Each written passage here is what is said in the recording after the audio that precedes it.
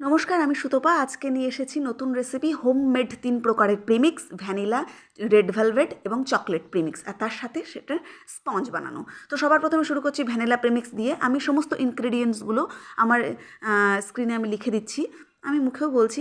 তো এখানে সবার প্রথমে বানাবো ভ্যানিলা প্রিমিক্স। ভ্যানিলা প্রিমিক্সের জন্য যে ময়দা নিয়েছি 250 ml কাপের 1 কাপ, আর চিনি নিয়েছি হাফ কাপ মতো, নিয়ে সেটাকে ভালো করে ছেঁকে নিয়েছি। তারপর 1/4 কাপ নেব মিল্ক পাউডার, আর 1 টিস্পুন নেব বেকিং পাউডার, আর হাফ টিস্পুন বেকিং সোডা, আর হাফ টিস্পুন ভ্যানিলা পাউডার, আর 1/4 টিস্পুন সিট্রিক অ্যাসিড। দেখুন, বাজার থেকে যে প্রিমিক্সটা আমরা পাই, প্রিমিক্স বলতে কি বলুন তো, মোটামুটি কেক স্পঞ্জ বানানোর জন্য, বিশেষ করে ড্রাই কেক, মানে ক্রিসমাস ডেতে যে কেকগুলো আমরা বাড়িতে বানাই সেগুলোর একরকম স্পঞ্জ বানাতে হয়।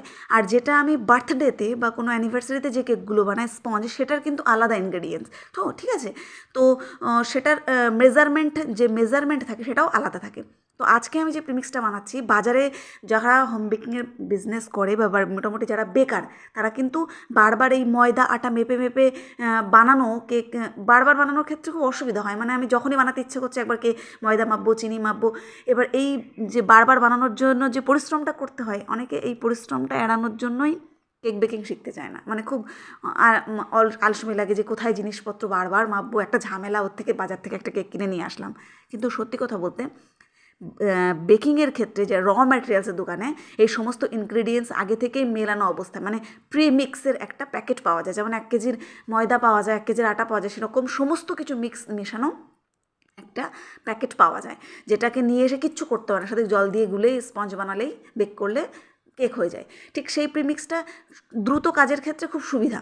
তো সেরকম প্রিমিক্স তো সব জায়গায় পাওয়া সম্ভব না, অ্যাভেলেবেলও নয়। তো আমরা যারা হোম বেকার আছে তারা কী করি, দোকান থেকে একটা প্রিমিক্স কিনে নিয়ে আসলাম, ফট করে এরকম যেমন করে গুলে বানিয়ে ফেললাম, বানানো হয়ে গেল। কিন্তু সেই প্রিমিক্সটা যদি না থাকে, বাড়িতে কীভাবে বানাবো সেটাই আমি এই ভ্যানিলা স্পঞ্জে আমি দেখিয়ে দিয়েছি। ঠিক আছে, এবার হচ্ছে চকলেট প্রিমিক্স। চকলেট প্রিমিক্সটাও আমি দেখাবো। এরকম প্রিমিক্স বানিয়ে যদি কন্টেনারের মধ্যে ভরে রেখে দেওয়া হয়, বা 1-1.5 বছর কিচ্ছু হয় না। যখন খুশি তখন কেক বানিয়ে নিলাম। দোকানে প্রিমিক্সের দামও অনেক বেশি, এখানে প্রিমিক্সের দামও ভীষণ কম। আমি যে ইনগ্রেডিয়েন্টসগুলো স্ক্রিনে লিখে দিচ্ছি, এগুলো অ্যাকুরেট ইনগ্রেডিয়েন্টসগুলো পরপর যদি লিখে নিয়ে মেপে করে নেওয়া হয়, তারপরে যদি এটাকে একটা এয়ারটাইট কন্টেনারে ভরে রাখা হয়, খুব সুন্দর সফট প্রিমিক্স মানে স্পঞ্জ তৈরি হবে, আর স্পঞ্জের টেস্টও হবে খুব ভালো, বাজারের প্রিমিক্স থেকেও ভালো আমি বলবো। এবার এক্ষেত্রে একটা জিনিস কি, এই যে সিট্রিক অ্যাসিড আর যে ভ্যানিলা পাউডার আমি পেয়েছি, এটা বাজারে পাওয়া যায় না। কিন্তু যে প্রিমিক্সগুলো বাজার থেকে আমরা কিনে নিয়ে আসি, প্রিমিক্সের প্যাকেট, তার ভিতরে এগুলো মেশানো থাকে। তো সেক্ষেত্রে আমাদের কী করতে হয়, শুধু জল দিয়ে মেশালেই কেক টিনে বেক করলে কেক হয়ে যায়। কিন্তু বাড়িতে তো সেক্ষেত্রে সম্ভব হয় না। সেজন্য আমরা এই ভ্যানিলা পাউডারের পরিবর্তে ভ্যানিলা এসেন্স ইউজ করতে পারি, আর সিট্রিক অ্যাসিডের বদলে আমরা লেবুর রসও ব্যবহার করতে পারি। কিন্তু সেটা কখন ইউজ করব আমি বলে দিচ্ছি। এই যে ব্যাটারগুলো বানানো হয়ে গেল, ব্যাটার বানানোর পরে ঠিক এই সময় যখন ব্যাটারটা পুরো রেডি হয়ে যাবে, পুরো গুলে যাবে, সেই সময় আমি এখানে ওই ভ্যানিলা এসেন্স 1 টিস্পুন ইউজ করব, আর ভ্যানিলা এসেন্স মেশানোর পরে তারপর আমি এখানে হাফ টিস্পুন মতো লেবুর রস, বা 1 টিস্পুন লেবুর রস, যেহেতু 1 টিস্পুন দিলেই হয়ে যাবে। ঠিক আছে, যাদের কাছে ভ্যানিলা পাউডার আর সিট্রিক অ্যাসিড থাকবে না তাদের জন্য এটা বলছি, কারণ সেক্ষেত্রে বাদবাকি জিনিস দিয়ে একটা প্রিমিক্স বানিয়ে রেখে দিলেন, ঠিক কেক বেকিংয়ের সময় ভ্যানিলা এসেন্স 1 টিস্পুন আর লেবুর রস 1 টিস্পুন দিয়ে বেক করে দিলে একদম রেজাল্ট সেম টু সেম আসবে।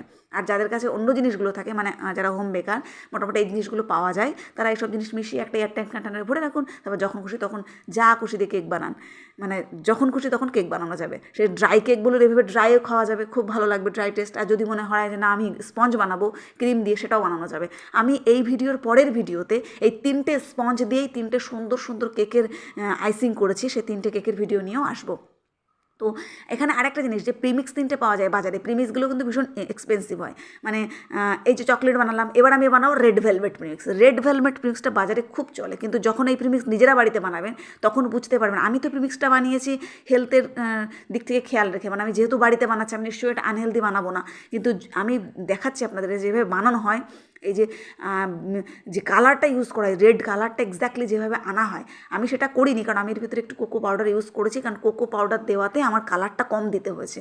কেন বলছি, কারণ এটা তো সায়েন্স কাজ করে, মানে একটু কোকো পাউডার ইউজ করলে এই যে ফুড কালারটা আমি ব্যবহার করলাম, এরকম মানে এই ব্র্যান্ডের কথা বলছি না, এরকম ড্রাই ফ্রুট কালার পাওয়া যায় সমস্ত দোকানে, সমস্ত কেকের দোকানে এই ড্রাই ফ্রুট কালার ইউজ করে, যেটা আমাদের শরীরে ভীষণ ক্ষতি করে, মানে ক্যান্সার রোগ সৃষ্টি করে প্রায়। কিন্তু আমি এই কালারটাকে সামান্য একটু ব্যবহার করেছি, তার সাথে কোকো পাউডার ইউজ করেছি, কারণ কোকো পাউডার দিলে কোকো পাউডার কালারটাকে আরও বেশি মানে খুলে আসবে, কালারটা মানে খুব সুন্দর আসবে, ওই জন্য কোকো পাউডার ইউজ করেছি। কিন্তু বাজারে তো কেউ হেলথের কথা ভাববে না, তারা তাদের মতো বানাবে।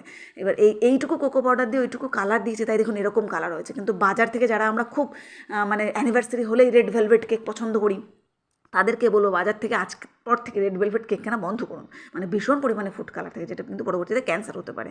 আর যদি বাড়িতে বানায় তাহলে সেক্ষেত্রে কোকো পাউডার ইউজ করে just 1 drop red colour use করলে তাতেই কিন্তু এত সুন্দর কালার পাওয়া যায়।